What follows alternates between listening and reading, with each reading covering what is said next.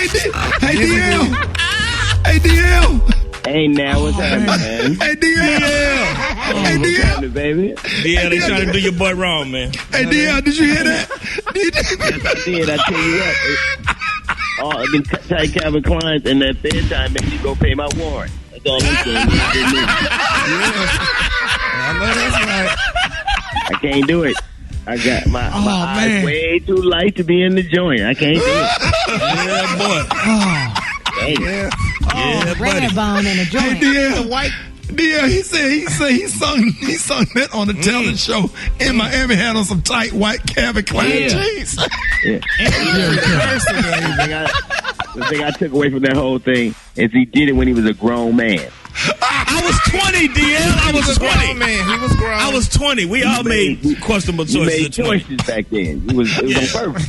It was questionable. I ain't gonna lie. It was borderline. Yes. Hey, DL. It was borderline. DL. Yeah, it was. DL, then Choice. and then he went to prison. He did after he got out of the military. He went to prison and did 18 months for writing bad checks. I was not writing bad checks. Was apparently stolen. They probably were, dear. It was a misunderstanding. Yeah, it was a misunderstanding. He forgot to pay for them.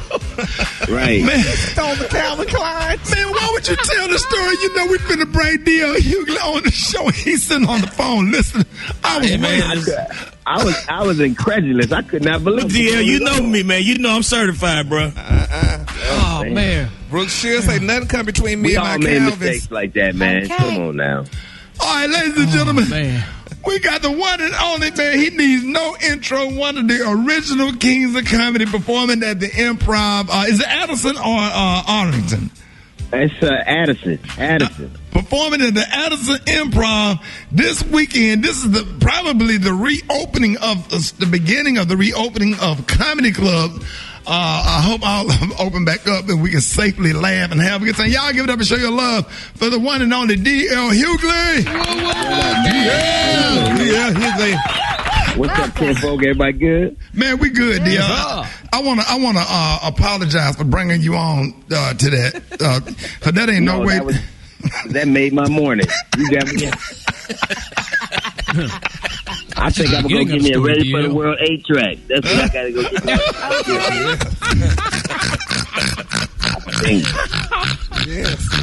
Oh, man. I think that's what I need. Hey, D.L., I'm going to tell you this before. We went to the White House, had a meeting with President Obama. We went to the White House. Special K went. We were supposed to be meeting, interviewing President Obama. We got to the gate and they ran a background check. And they said, "Sir, you clear to go." So I kept walking. I already knew he went to prison. I wasn't looking back because I scared him. If I look back, I was going to turn into a pillow of salt. Yeah, they politely escorted me back to the hotel. Yeah, baby. Hey, you know what? Last savings on that suit too. That is and you could tell that was the Obama administration because that's the last time the police gently escorted a black man anywhere. Time. Even the way we got locked up was different then. It's crazy. Right. Man, it is so much stuff going on, man. DL, I've seen you on everything. And now a lot of the focus is on the Breonna Taylor's case. It was her birthday the other day. Yeah. And man, just imagine that being in your bed. Just the state of America. What is your take on everything that's going on? I think that this is really the first time we've ever seen the reaction to it. But black people dying in public space and in full view is as American as apple pie. It's what has always happened. I mean, it's always. So I think for a long time they were callous to it. And I think that ultimately being in the world was locked up and they were forced to see things. And I think in succession they heard about Breonna Taylor. They saw what happened to Ahmaud Arbery. They saw what happened to George Floyd.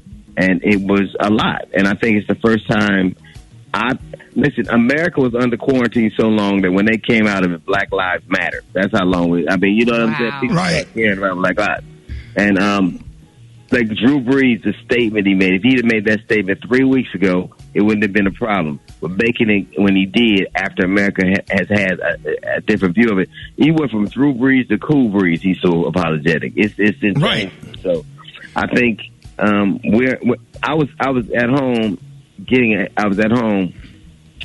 haircut, and this white couple comes up to my this mobile bar, because my wife won't let nobody in the house. She's like, nigga, you right, take that out there. So right. This white couple came up, and they said, we're so sorry. There's an older white couple, and I said, what do you mean? He said, well, we so sorry the way everything looks, and we didn't do enough, and we're just so sorry. And I'm so glad that even if this man got in office, he showed us he held a mirror up to us, and I'm so sorry, and we're gonna make it's gonna get better. And I said, hey man, thank you. That really brought tears to my eyes, because I've never seen that happen. It's people protest. It's more people, and that's why what's funny to me is when people don't understand. We're in a very tenuous situation. We have people now who are taking up our cause, and it's white men and women and Asians and Latins. It's people getting shot with rubber bullets. It's people getting ran over by cars. It's people getting beat with billy clubs for us, and because this is a rare moment of time, and that's why when I hear people tripping off the Congress wearing kente cloth, if they get this legislation passed, they could they could do it in braids. I don't give a damn. Matter of fact, if they get this police reform bill passed, I will braid Nancy Pelosi's hair myself. See what I'm saying? Okay. Right. With the organic sulfur 8. I don't care what it is. So. So, DL, I want to know about your new book. You have a book coming out on June 30th. Yes. It's called Surrender White People. Are you as unapologetically black in that book as you are on air every day? Well, I don't know how to be anything other, but it's called Surrender White People. Our unconditional terms for peace, and it's a funny book, but ultimately it's this. I'm not talking about. White people need to surrender their idea of superiority. They need to surrender their white privilege. They need to surrender their blindness, because it's unsustainable this way. Like Donald Trump is going to Tulsa, Oklahoma, on Juneteenth, in the city where there was Black Wall Street. He's doing that on purpose. He's going to Jacksonville where they had Axe Handle Saturday on purpose. So, and the idea that people, it's really as simple as this. You cannot pretend to be a decent human being, know what he's doing, and call yourself a decent human being. You can't.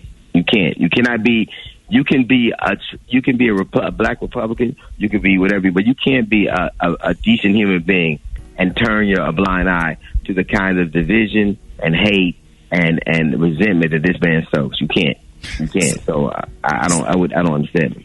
So DL, what kind of, because I watch you on CNN, on all the TV shows, and I like if you on, like, I'm gonna stop what I'm doing, sit down and watch. I follow you on Instagram. I'm always one day I'm gonna tell you, I'm gonna sit down and just really tell you how much and how long have I. First of all, you was the first host of BET's comedy. I talk about you in them cross color outfits. Hey, let's get back to the white Calvins. Let's not talk about that. Let's talk about them cross colors outfits. Talk about them cross I know you still got them. They used to be fresh. Yes, it ain't like you outgrew them, DL. DL, I went and got every last one of those cross color outfits. Everything you wore on Comic View, I went and got it. Okay. You can believe that, man. But let me tell you this, Kay. I only did 3 months in the joint. See, that's what happens when you don't use cross colors instead of Calvin. It's all good. Yeah, man. We follow you on Instagram, man, and we'll text each other or send each other, like, man, like, we follow, like, you and Sean King. Like, if you don't go to your Instagram and Sean King Instagram every day, you ain't black and you don't know what the hell is going on, man. And like, I follow you, man, and just have so much love and respect for you, because, man, you really, like, has become the way you speak out and you say how we really feel. You know what I'm saying? And what do you think about the presidential election coming up? and in the state of Georgia and all the stuff that they got going on. I think that it's funny because the same situations that we've had, the same obstacles black people have had, are the same with technology. So they've always tried to stop black people from voting. They always killed us. It is our response. Like when you watched what happened with George Floyd, you saw 4 police officers with their hands in their pockets. Nobody had a sense of urgency, and they knew that we wouldn't do anything. They did that in a black neighborhood with black and full display of black people. They knew because they know ultimately in America, they know that they have slapped our ancestors so bad that we felt it. They knew that nobody would do anything. They knew, and we need to disavow them of that knowledge. You know what would never happen? You would never see them do that to a white motorcycle gang. You know why? Because they know that they would fight back. They know that they wouldn't have it. It went from a police action and an arrest to a murder. And you have the right as an American to defend. I'm telling you this. It can't just be that somebody I love or somebody I know. They should not be allowed to murder people and maim people in front of it in full view and feel that safe. And I'm not saying that little girl that took the picture because she's obviously a child, but there were grown men and women around. There were grown people around. Nobody raised their voice. Nobody screamed. Nobody came to the officers and tried to touch them. We can't. The fear that they have instilled in us is one that they should not be allowed to have. When those protesters, who wanted to go out, and these protesters who was mad because they couldn't get a haircut, they didn't do anything to them because they were armed too. You wouldn't see people shooting tear gas at people who they know might fight back. They cannot be allowed, with legislation or not, to brutalize our women like they do. They can't be allowed to brutalize our children like they do. They can't be allowed and feel safe. They cannot believe that we are going to stand by and just march when you hurt our people. They can't believe it. Hey, y'all, D.L., can you do one more break with me? You got time? For sure. Okay, y'all, we coming back down the front page. We got D.L. Hughley on. We'll cancel everything else we got. Okay. I don't care. I don't care. Hey, man, more D.L. Hughley coming up. Rickey Smiley Morning Show.